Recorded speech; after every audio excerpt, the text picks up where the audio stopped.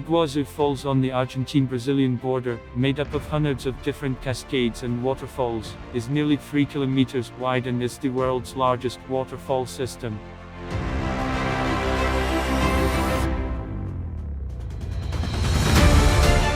Rocky and forested islands at the edge of the cliff, over which the Iguazu River flows, divide it into 275 separate waterfalls ranging from 60 to 82 meters high. It is almost 3 times wider than Niagara Falls, and is vastly larger than Victoria Falls in Africa. The name of the Iguazu Falls, like the name of the river, comes from the Guarani word meaning great water.